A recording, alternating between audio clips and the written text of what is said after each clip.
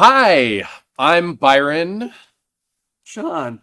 Anthony. Welcome to the Stereoscope podcast number 9. We started the Stereoscope podcast almost exactly a year ago. Yeah, true story. We've only gotten 9 out of there, but hey, this stuff is difficult, and we got fully adult lives. And I've only been in 2, including this one. Yeah. Because I too have an adult life.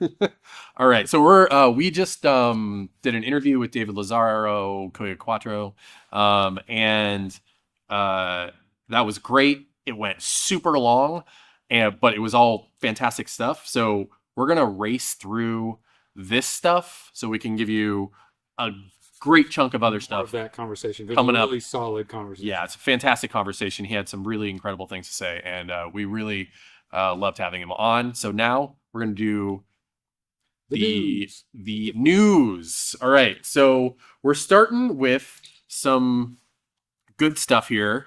So first one, I saw this a couple days ago on Road to VR, and this is an interactive, immersive video movie. Sort of like a Bandersnatch style of thing. Did y'all ever watch Bandersnatch? Yeah. No, I actually didn't. I still haven't gotten It's actually my Netflix profile thumbnail.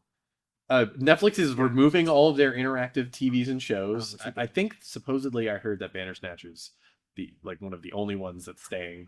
But so we watched the trailer just now, and I think it looks interesting. I think we were sort of mentioning that we think having sort of like a surveillance feeling to it sort of is one of the only ways you can make sort of like an interactive, immersive thing work. What do you guys think?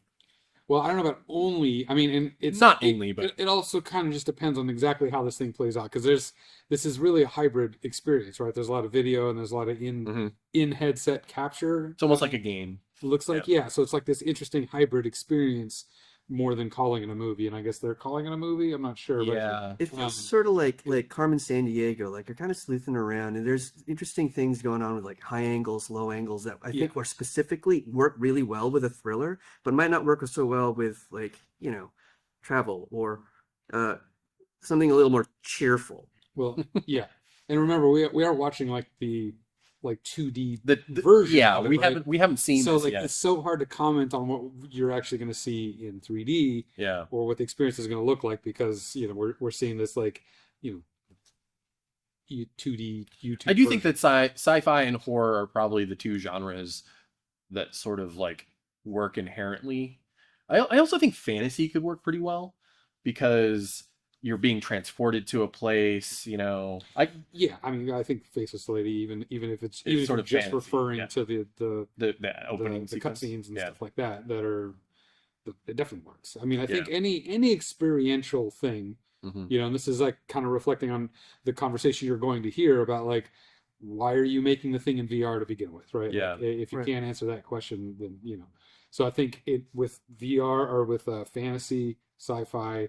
And what was the other one you said? Horror. Yeah. Those are all things where like transporting you into a different world to some extent, and making you feel very specific types of things. Which is interesting, because I think the format is also like really good at documentary, which is the opposite of all of that. Yeah. But it still is a transporting mechanism. How do you feel about so one of the things that I think a lot of people sort of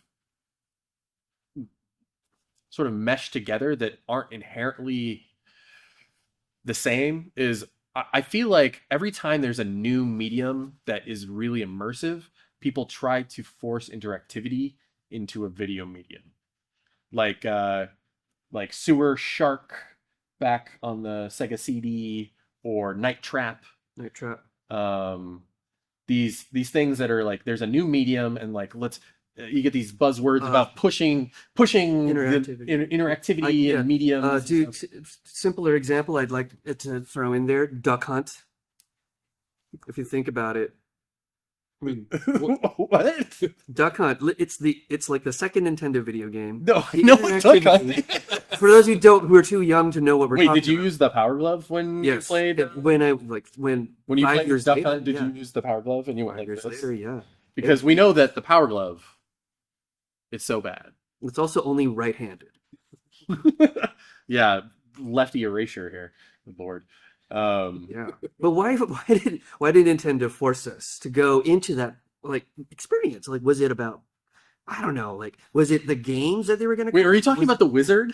Yeah, the wizard. Okay, that's what you're talking about. Okay. We're also like, okay, I think I'm sorry, you had a point. I don't want to. Well, what I'm getting at is that whenever there's a new medium, it sort of seems to me that they force interactivity into this new format. Yeah, when they. Yeah. Well, okay, is it that, or have we for that long been pushing towards what we're pushing towards right now? Like getting closer and closer to, because like VR is the most interactive form of video so far, right? Even if you're not choosing your own adventure, you're at least interacting in the way that you can look around In a very passive way. Yeah. Yes. So I think there's always been this like push to blend, you know, video games and video, and so then like, which is why like so many video games have become so cinematic now, right? And more of a thing that you're experiencing. Yeah. In blurring. I'm not against them, and I think it's interesting, especially as somebody who plays a lot of video games, and you'll see our new video gaming show coming up soon.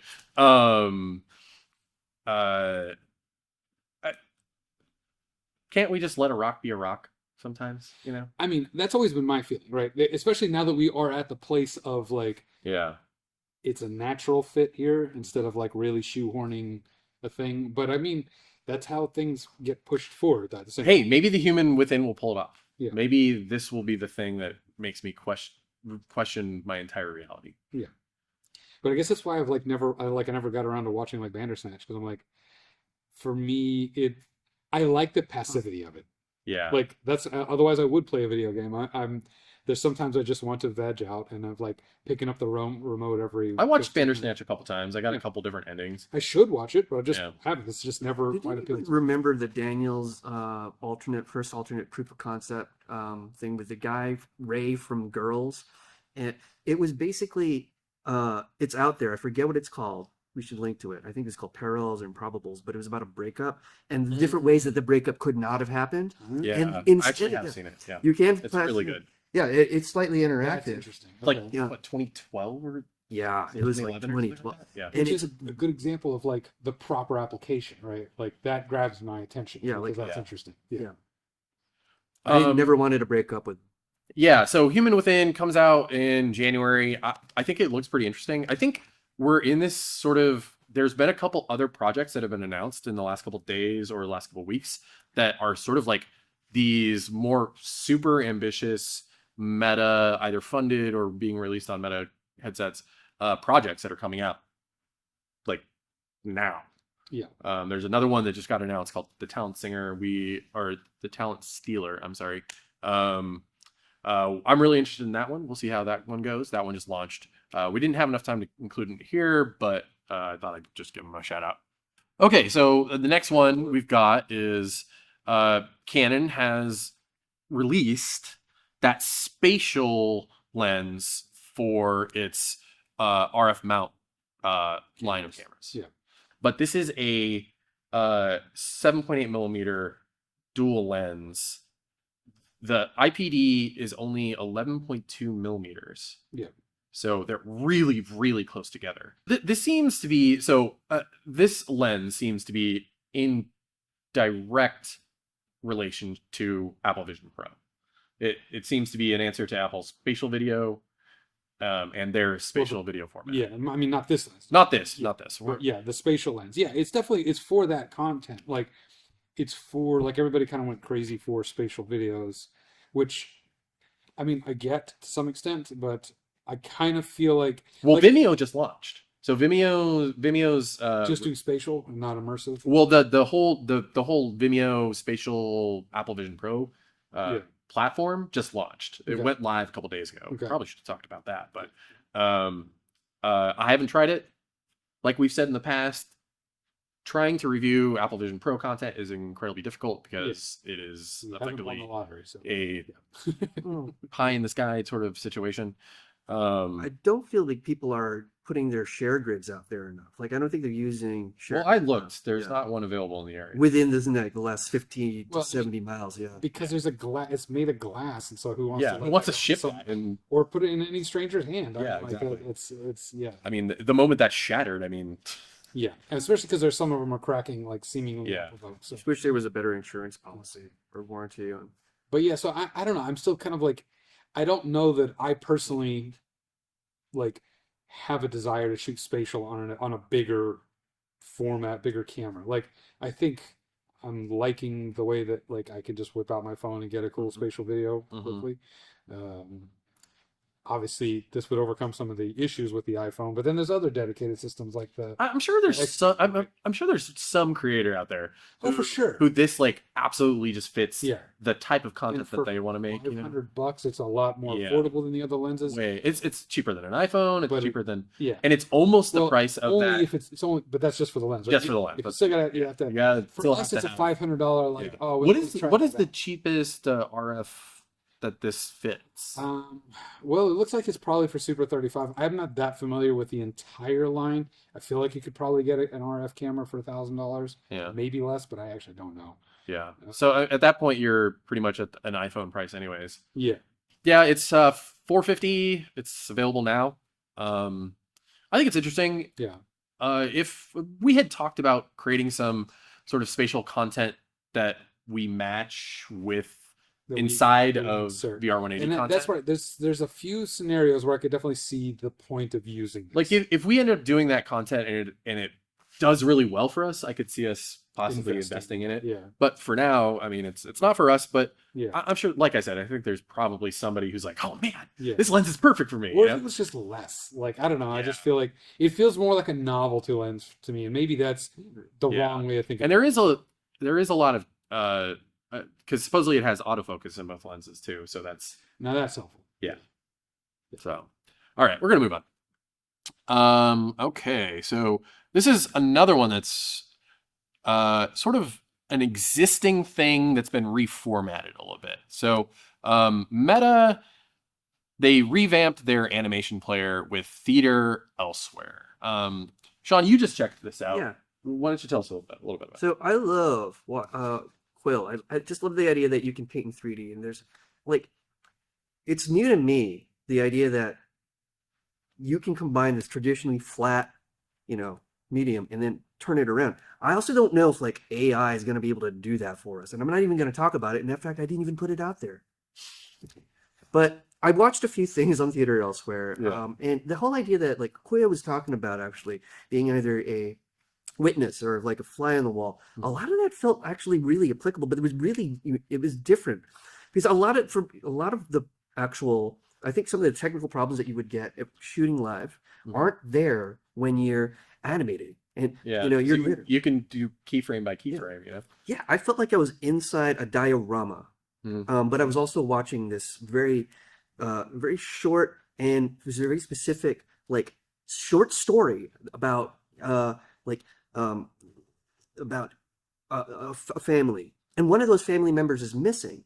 And I'm like, oh, is it me? Am I the family member? It became immersive in a way that didn't feel voyeuristic.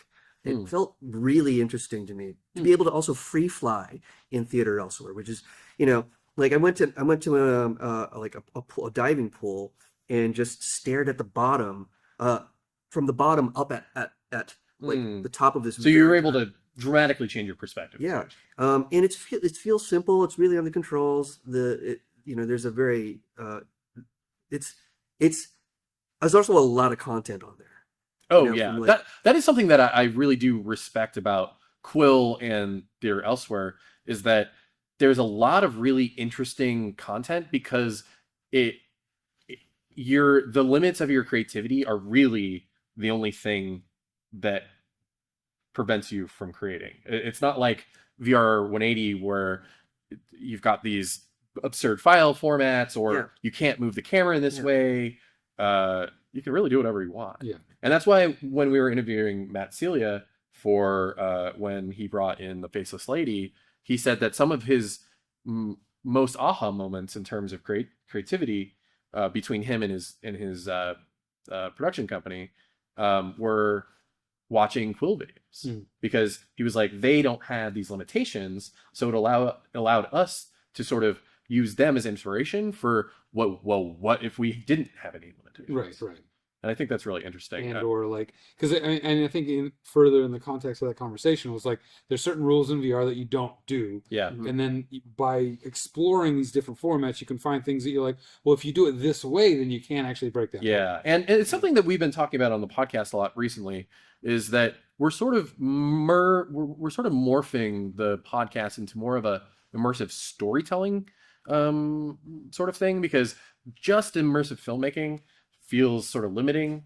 Yeah. And there's a lot of really great stuff that's not just necessarily filmmaking, but also there's so much to learn from the different aspects within other immersive projects as well. Right. And I think Quill is a really phenomenal place. I mean, I've shown my partner some of these Quill projects, and she's like, "Wow, oh my god, this is." She does this thing where she's like, "Oh," and she gets lost in her head for a moment about Strokes the imaginary beard. Yeah, exactly. And so, anyways, Meta revamped their previous player with this new theater elsewhere. It's much more slick. There's more discovery.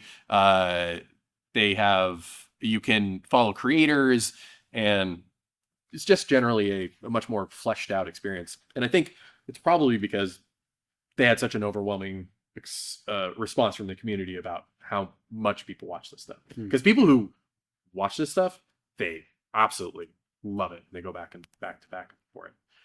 Yeah, definitely check it out. I checked out a couple things on it, and pretty impressive. What'd you check out? I actually checked out the turtle one right there. Oh yeah. You can go around, see the fish, make it bigger, make it smaller. Yeah. I've yet to go. I've yet to try that one. I was more into the pools and yeah, just people. Because it felt like watching a stage play, but without For sure. the fourth. I can see that. Yeah, like you're part of it, like your murder mystery.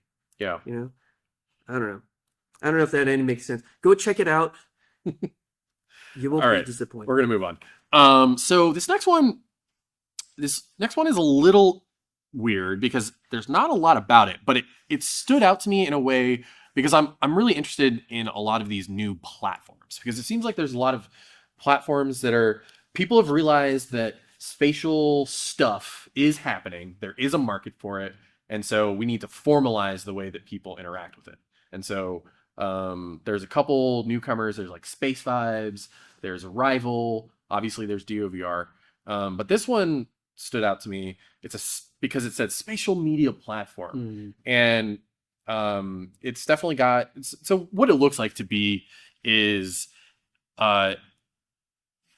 they offer tools and resources for creating and sharing VR and AR content in a package. So it looks like the majority of these experiences are Unreal Engine experiences. So like people making like the Starship Enterprise or the throne room from House of the Dragon. So you can go in there and you can get like upvoted. It sort of feels like itch.io for spatial experiences. Interesting. What do you guys think?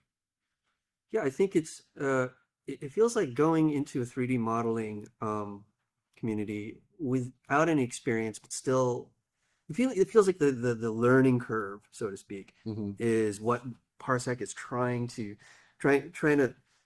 funnel everyone into. But well, yeah, because there's a lot of documentation on how to best practices for delivering these types of contents. One thing that I've noticed is when I go into some communities, there's just sort of like a glassy-eyed, like, oh my god, I don't even know how to make a model, but I want to create these interactive spaces for people to share. Yeah. Yeah. So this is funny because since we're just talking about spatial video. Yeah, exactly. But this is not spatial in that sense. This is actual. This is like immersive 6-off content. Yeah. I hate the state of the industry. Yeah, and this right here, because that word means something else to different people, and Yeah. So as a relative neophyte, for me, it feels like we've covered both film, art, Yeah. and now 3D modeling. And I will say a little bit of this was that I was also confused when I first saw it Okay. because Yeah. I thought it was another video platform. Right.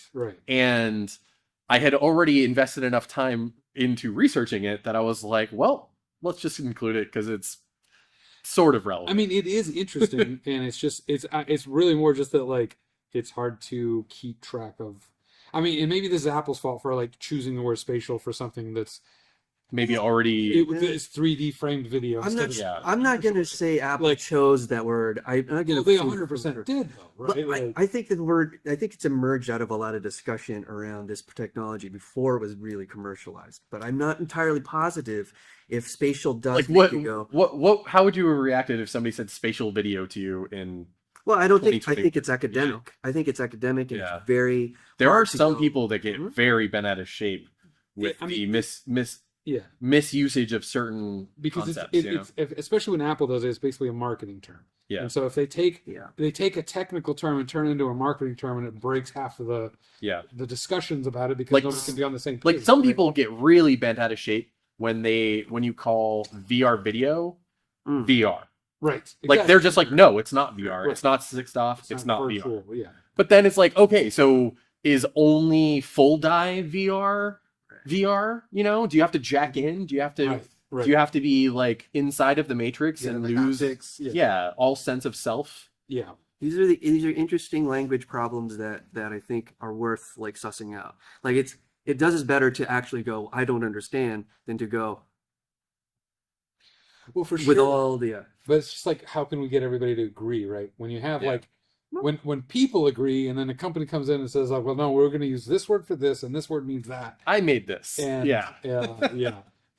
Well, yeah, I don't. We That's why. invented That's why I hesitate to push forward on the idea that Apple created this word, because then it's harder to agree with. Then suddenly I'm backing away. What I'm saying is Yeah. they chose to use the word spatial to describe something that's not that spatial. Right. To By describe comparison, right? this, Like, right. this. To a framed video. Whereas Yeah. before that, we were using the word spatial to describe 3D audio, spatial Yeah, audio, right, spatial audio, sonics, yeah. right? And so that, which is totally a 3D immersive thing. And I don't know, it's just kind of frustrating. Yeah. I feel like spatial media, a parsec is all about back to part. Like it's about creating an experience that is It's about immersive. spaces, It's a, right? Yeah. So that's what I'm saying. I think they used it correctly. I'm just not happy. Yeah. It's just, And I do think I think it's good to have these new platforms, even if it wasn't what I expected. I think it's good to have these sort of more formalized platforms for these things. Yeah. Because it can be sort of daunting to share your creations, and sometimes you're like, hey, I wish I had a community that was more holistic about sharing this stuff, rather than like VR chat where it just sort of gets lost in a jumble of like furries and stuff like that. Paintball games. And yeah, exactly. Yeah, but so the curation. exactly. So- Moving on, and this is actually the last topic of the week, but we have so much more from Kuya coming up in just a couple minutes. But this one is sort of a bellwether, a sign of life, if you will. This is a dead ringer, in that Google is preparing their XR headsets for the Play Store, or at least they're preparing the Play Store for Yeah. their XR headsets. the upcoming headsets. And this was found by some sleuths who realized when they uploaded a new app, they had the option to install to an XR device, and that was in the app dev kit. Mhm. The app, Yes, okay. yeah. And so this means that the Google XR headset is not just this ethereal sort of vaporware, because it was supposed to launch this year, right? like we've talked about before. And I have my theories about what will happen to Google's relationship to immersive media when that happens. Will those be on the VR180 sub, or do we get to hear some of it right now? Oh no. Okay. I just sort of wanted to get the vibe from y'all. The vibes. Yeah. Effectively, what I think is that once Google launches their headsets, they're going to take immersive media dramatically more seriously, much like Apple, in that they're going to start launching their own originals and they're going to start pushing immersive video on the VR app. So you think they're going to go more towards that than versus Meta's emphasis and focus on gaming? Yes. So you're saying that I think they're going to take the Apple approach, not the Meta approach. Interesting. or in It's a the, very interesting theory. yeah, in the parlance of the 80s and 90s, they are going to be the Dreamcast to the Nintendo, Super Nintendo entertainment system. I mean, that doesn't really work. No, wait, sorry. Anyway, I mixed up my timelines. What year is this? that in your hypothetical Sorry. scenario, what year is it? It's the Neo Geo. 1994 to or Sega's 1999? Dreamcast. Yeah, sorry, it's the Neo Geo to Sega's Dreamcast, which is the Meta Quest 3. It would have been the SN and Yeah. Super NES to the Neo Geo, but yes, I understand the analogy. Yes. I'm not as old as I think I am. So the reason why I think that they're going to push video content is because Google is more of a video company than they are a games company. So here's an interesting, I mean, to circle back on that. So this is kind of commenting on something from the Upload VR podcast from, I think, last week, but I don't ever keep track. But they were talking about, like, so because we're talking about this, they're talking about Google emerging into the market. And that, like, typically there's usually not room for 3 major players in a market. Yeah, like right in the phones, it's like it's Android and it's iPhone, right? It's iOS and Android. And so as of right now, it's probably going to be Apple because Apple has enough money to keep just burning until they are one of the major players, if not the major player in VR. And Google has 18 months on any project, and if it's not successful, they kill it. They kill it, which if that, Right. And so now that we're in the They don't want to be the BlackBerry. So so basically it's going to be Apple and either Meta or Google, right? Yeah. So if they go directly, it actually is a much closer parallel to iOS versus Android because they're basically exactly the same, just different. Yeah. Whereas Quest is a little bit over and has Uh-huh. very much focused on gaming. Right. And video seems to be an afterthought for them. 100%, right? Which Right. is interesting because in my mind, I'm very curious to see how it plays out because it makes sense to me to have like Apple be video and Meta be gaming. Yeah. Because I mean, right now the most popular thing to do with the VR headset is to play games. I mean, and that's probably not going to change for 10 years. But this is an I think it's probably going to change a lot quicker once people realize how much video content they can watch in these things. Because I think most people just don't realize that they can watch as much video content in these devices as they think that they can. I have a hard time accepting that, but I could see your point. I just, especially like, you know, they do push Quest TV and stuff like that directly in the headset. I mean, Not a lot. And that's recent. That's within the last week. But like, I just think that the reason, like my nephews, they play, you know, Gorilla Tag. They don't care about video at all. Yeah. Like, But that's because it's not being pushed. Fair enough. And I think Google, because they have so much more video content and they own the Google Play Video. Right. They have their own originals. They have Google TV. Right. They have spatial audio algorithms built into their tech. But they have a more robust video platform than Apple does. But may I throw in one in there? I'm surprised you didn't mention YouTube. Well, that's what I mean. Well, yeah, like that's what I'm talking about. I'm talking about YouTube. You're saying, you're saying that they're trying to be like Dio. What I'm saying is that when Google launches their XR headset in partnership with Samsung, YouTube will be the very first thing that you see. And when you launch YouTube, you will be pushed towards immersive videos more than you're pushed to regular videos. Right. Though there could be some nuance to that. Because right now, when you open, even when you open the VR YouTube app, you're still only shown flat videos first. You have to specifically go looking for. You have to go to the 360, and it says 360 video. Yes, exactly. It's like they're. So we'll see. I'm very curious to see how it plays out.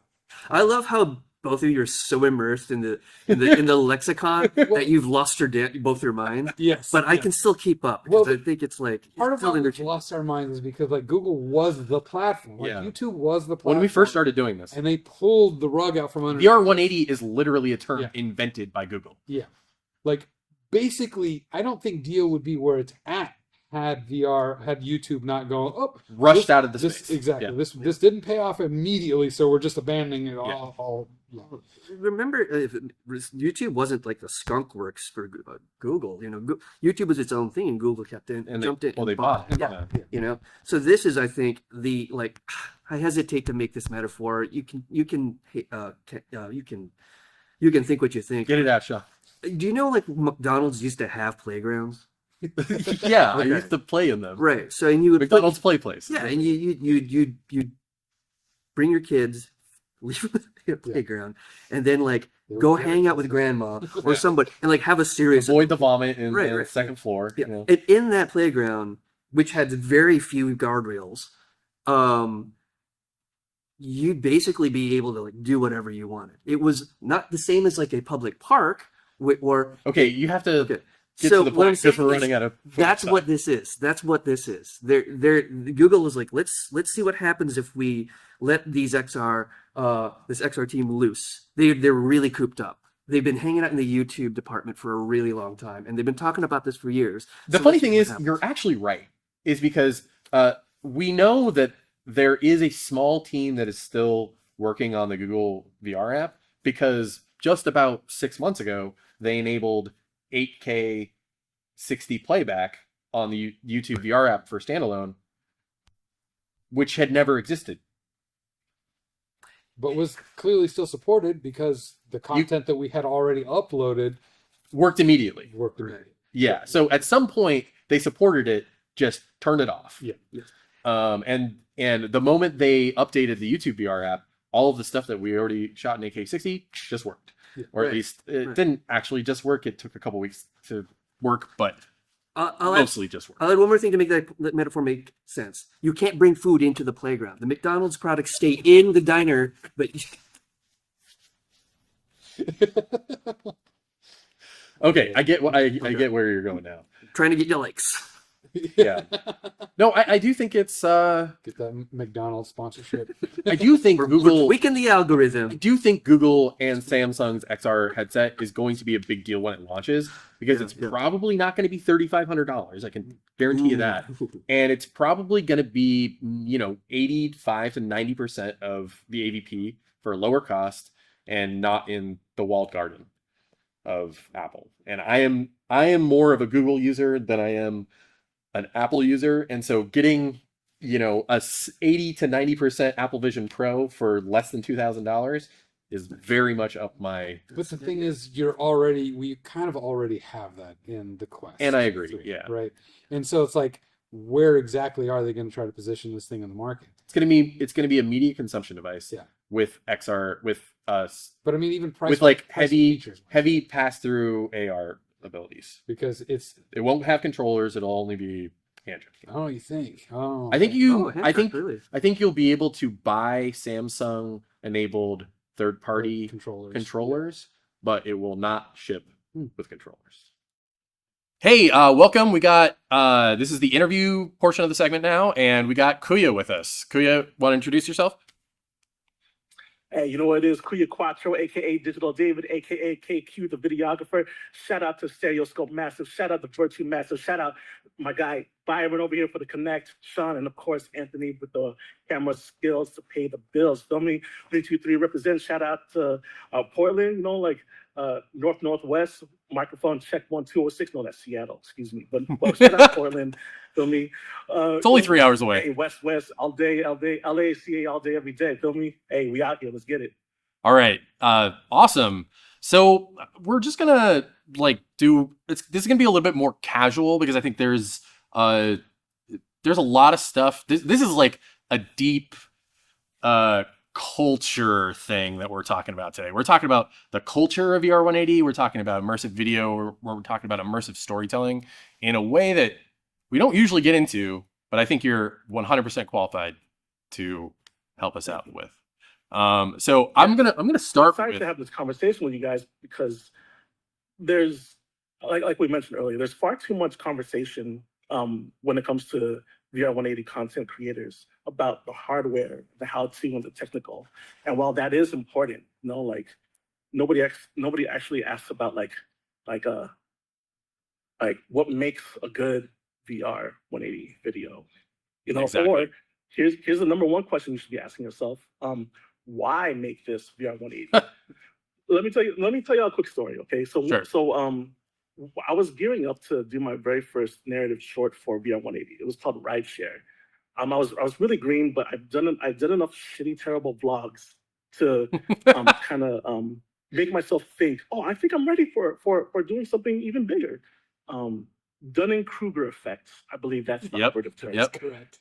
And I was I was talking with a homie about it at a bar, and then I was super schmizzed off of my fifth Hennessy. So I'm like, bro, it's cool. It's like we're gonna be VR, and you're gonna be able to see it. And then he just looked at me. It's like I'm stupid, right? And he's just like, bro, like you're trying to bring film into VR. Why not just make a film? It's a lot easier. And I'm like, oh shit, he got He got me. Oh, bro, why you got me? But why do we do VR? We use VR because it brings you to another reality, right? VR. So it transports you and makes you experience a different reality, like simulation. But he made a great question. Why do film in VR? Why not just make a film?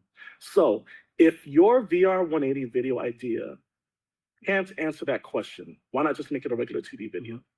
Then you failed already. The one thing that I hold as my golden rule of virtuography is what I call this, right? Is don't just show, simulate. When it comes to writing, when it comes to film, we're always being told, show, don't tell. Yeah. But again, what is the best use case for VR? It's to experience a different reality. So don't just show, simulate. Like the camera represents a person's head floating in space. And if that's true, okay, so then you need to help create that simulation to make them feel like they're there. Any form of camera operation or people acting at the camera badly will break the simulation. And suddenly it's like, well, why did I put on a VR headset, right? To make the simulation with a video camera is rather difficult because you don't have all the offerings of a typical VR experience that you can program, like 6DoF or controls. Really, the only form of interaction you have is your head. So there are many things, pillars I call. There are a lot of pillars that uphold this idea of show, don't simulate, which I would love to just rant about for like 3 hours. But let me toss it back to you guys because I feel like I've already just gone straight into the deep end. So you mentioned something, and I think it's really interesting because I think we have differing viewpoints on it. Or at least I know that I do, and I think Anthony has a little bit of a similar perspective as me. Okay. So I don't think that you necessarily need to have the VR camera represent a person or a subjective view. Correct. I think it can happen, and it absolutely that is definitely something that people go to.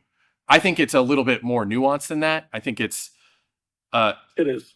Objective viewer is a little bit easier because when you think about like a camera in a flat production, nobody's thinking about what that camera is, unless it's specific, like that shot in Maniac or at the beginning of Halloween, where the camera's POV is literally Michael Myers. Though the only place I'll push back a little bit there is we don't think about it because we've been watching it. Like the language is so native. It's melted into our brain. You don't think about it. So only if it's an extreme case where it's POV or like a snorri cam or something like that, do you really think about it.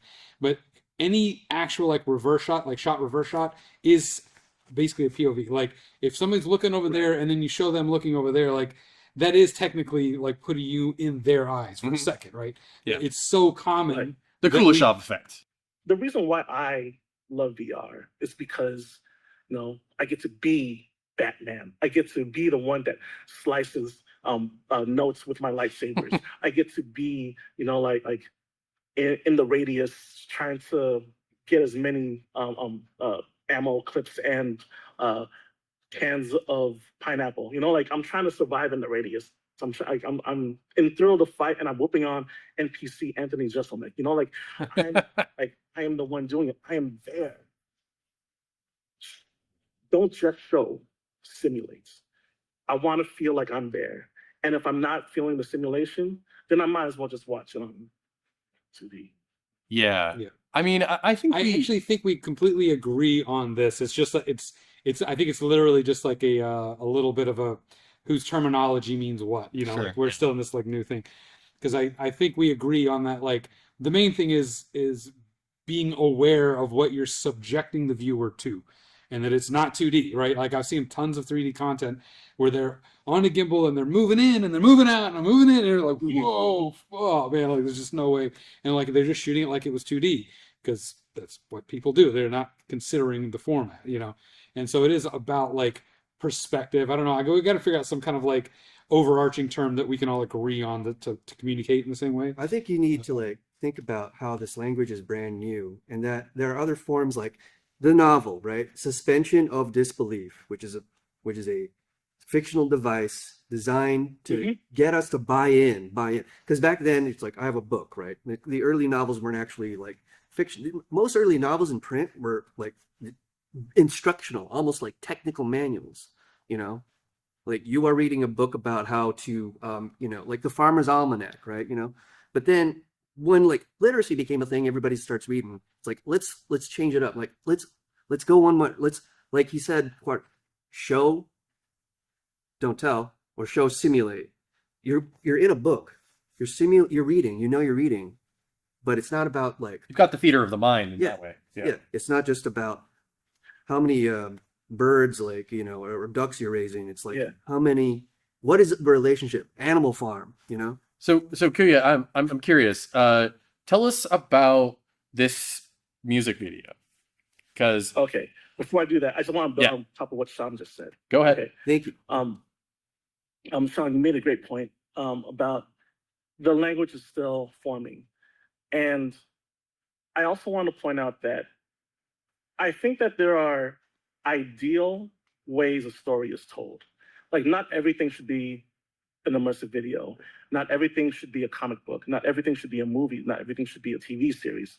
There's ideal ways to tell a story, and those ideas can be adapted, but I do feel like, like there still is an ideal way. Like, oh, this was like, sometimes you often hear like, oh, this should have been a series, or this should have been a movie, or oh, another bad anime adaptation. Why?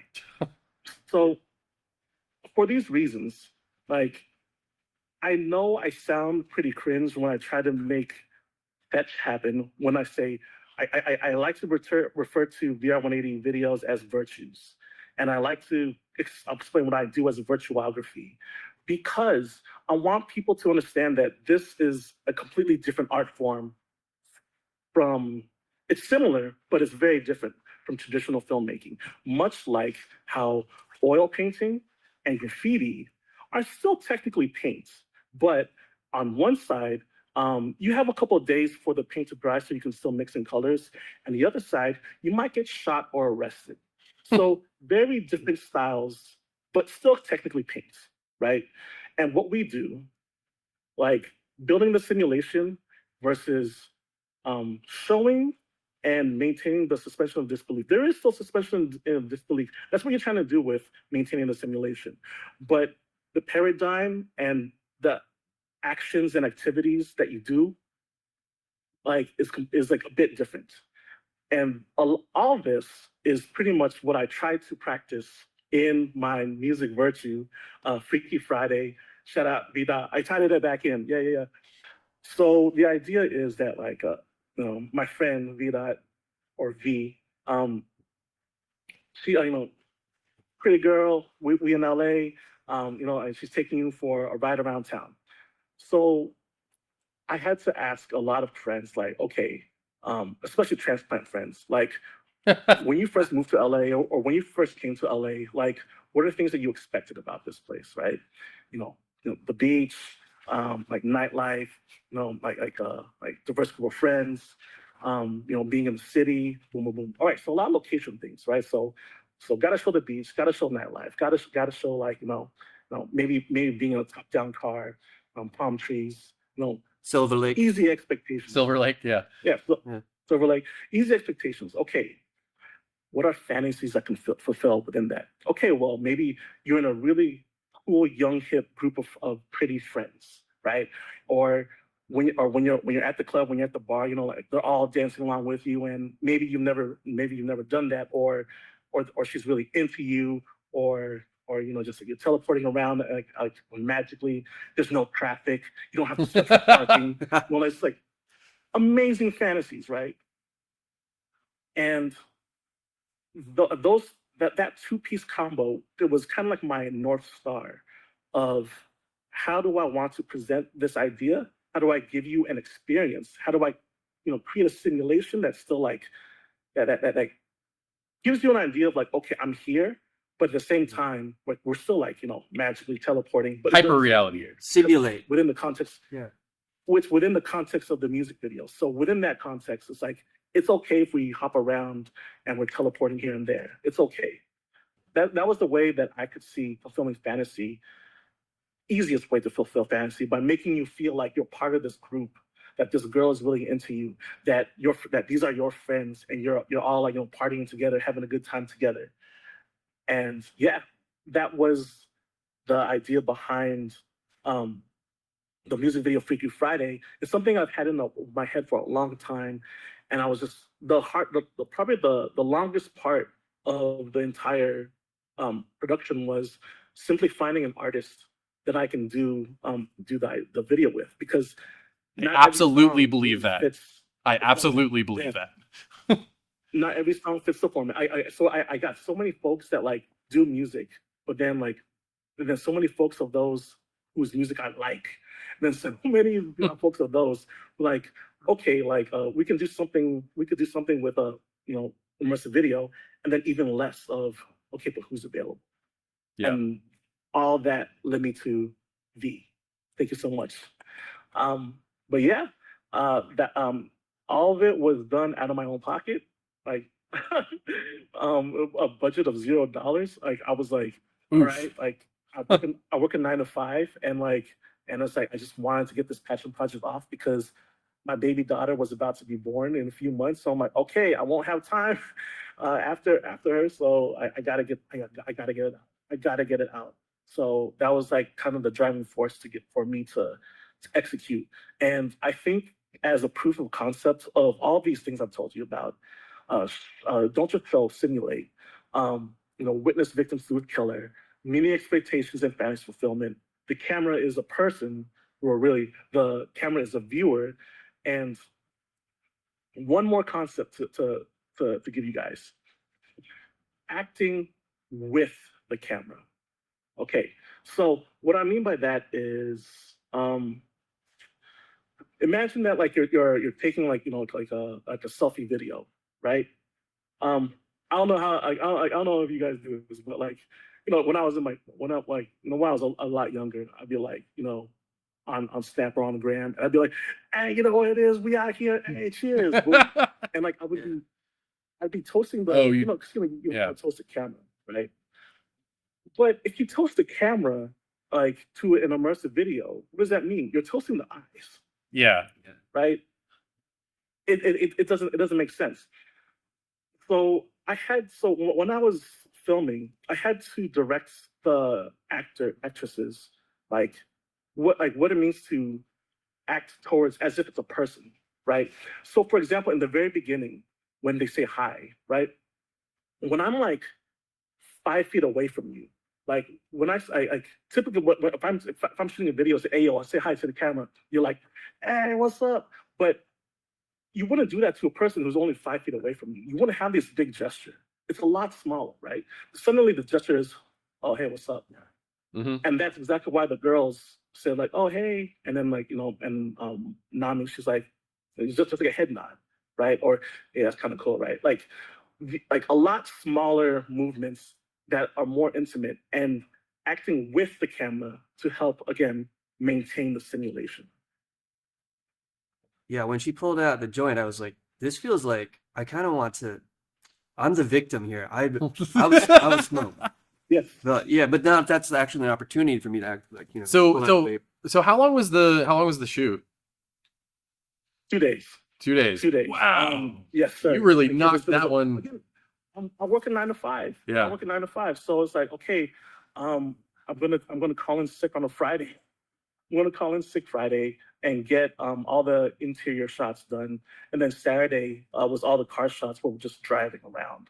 I rented a car off of a Turo. I think that's what the app is called. Oh yeah. Yep. Okay, the car shot. Yeah. I did a lot of. So I shot with the CAF. Oh, the CAF okay. camera. We were actually. Yeah, Gen 1. So Gen did you 1 shoot CAF the? VR. Did you shoot? Okay. So what did you shoot the whole video with? That's it. That's it. The calf. Everything. Okay. Yeah. Cool. Just CAF. That's a lot better quality than you managed to eke some pretty good quality out of that. Yes. Yeah, there was a real consistency. There's just one figured a camera lot of things consistent. out. And what I figured out is that the auto settings are shit. Oh, for sure. It's typical. Did you go like a custom firmware or something? Yeah, the last firmware was like super necessary, but I have about like eight to 10 hours of just like test shots of different camera settings at low light.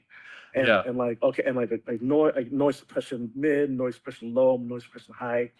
What I learned was one, if you put on auto ISO, like it cranks it up to like the top is like 6400 and it cranks it up higher than that. It's really weird. Exposure setting, like exposure is not even exposure. It's really it's like f-stop really on it. It's just mislabeled. And it doesn't always work. Like sometimes you set it to a different thing and it doesn't always work. The cap is a light vampire, and you need to like see what you expose for. But the way I found out that the cap isn't all that terrible, because when I first bought it, I had such buyer's remorse. Like I was like, oh, this is dog shit. What did I just buy? I should have just put saving. But I started bringing it like around like everywhere I went, because that was the easiest thing about when I was making vlogs with my Views XR. I could just put it in my pocket, but this one not so much. Yeah.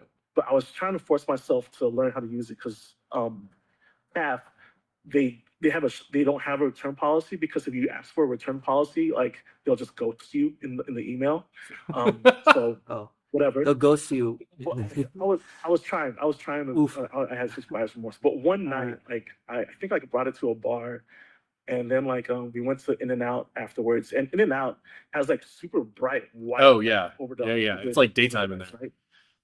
Yeah, and it was like 1 a.m, and I was like just filming my wife like go down on a double, and like when I watched it back in the head, I'm like, this is good, like whatever's like, this is surprisingly good. Like it's clear, it's as clear as an R5C. I was like, what's going on? That's when I learned that if you give the CAF enough light, like it's fine, but the big part is that it can't do dynamic range very well. Like super dark shadows and super bright highlights, it just can't do. Yeah. So what you end up having to do is that you have to have like either strong fill. It's pretty much a low contrast ratio, right? So you need to supplement it with either like a high key or high fill, something like that. Because if you have like really dark shadows, like it kind of like gets shitty. So that's why when I was doing test shots driving in my car, Like I was just driving my regular sedan and driving at night, trying to find like, okay, what street has the best lights that would be really cool. But what I noticed is that like the interior cabin was like really dark, Mm-hmm. and you can't really see me, meaning that you wouldn't be able to see the girls. But outside, it's like blown out. I'm like, oh shit, like Yeah. what do I do about that? But if it's like if I'm standing outside um at night on a well lit street, I look fine because you know I'm with the ambient light. So the idea of getting a drop top was not only for the fantasy fulfillment, but it was also a necessity in order to pull off like Those more interior shots. Yeah. That's for the why. So you footage. didn't Okay. so you didn't blow out from Yeah. outside. Which Exactly. I knew as soon as I watched, I was like, genius idea to just use a Jeep so you don't even have to worry about. Because we've done a couple of test shots with interiors, and it always is that inside is dark and anything outside is just white because you can't see anything Right. because it's all blown out. Because there's too much And it's contrast. Yeah. stereoscopic, so good luck, you know, like color grading that in post. Like yeah. even if you're the top tier color graded, it's double the pain. And I'm like, I can't color grade. Like, uh, I'm not even like a videographer by trade. Like I'm an art director in, you know, in entertainment I was gonna advertising. ask. I was So like, do you have a history in film? Did you go to film school or? yes, no, like, like so. Here's the thing. Like, I've done like YouTube videos since I was like you know, like over a decade now. Like just on and off. It's just like I was just raised with YouTube, and I learned a lot of like video shit off of YouTube. But what I do have is that like because I'm an art director and I work with like you know advertising and I work with you know, video, you know, and a lot of graphic design and Photoshop and motion design. It's like I have video experience through that. Yeah. Right. So while I'm not, you know, like while I'm not on set, you know, making movies, like I am making ads, and that is like a form of video creation. But what I have with me is like an eye for design, and like and composition in that regard, in that paradigm. But also like because I'm also an avid, you know, VR gamer, it's like I also have an understanding of like what I like about VR, what I love about VR, why, and I really have to sit down and had to sit down and ask these questions of myself, like why do I like VR? Why make a video in VR? Like this was a lot of introspection over the past like 2 maybe 3 years to build this toolkit of paradigms. Like what I'm giving you right now, what I'm giving you guys right now, this has been like a lot of self introspection and like trying to figure out like how does it how does it work? Like what makes a good virtue good? Because we've all had a lot of bad VR experiences, but what Sure. makes the good ones like so stand out? Right. I mean, so And, go ahead. yeah. No, and yeah, it's like answering and asking those questions and being able to answer them is like that was such a big part into my current paradigm of virtuography. Yeah, yeah. Let me just paraphrase the bullet points. All right, everyone. Shout out Virtue Massive. Remember, don't just show, simulate.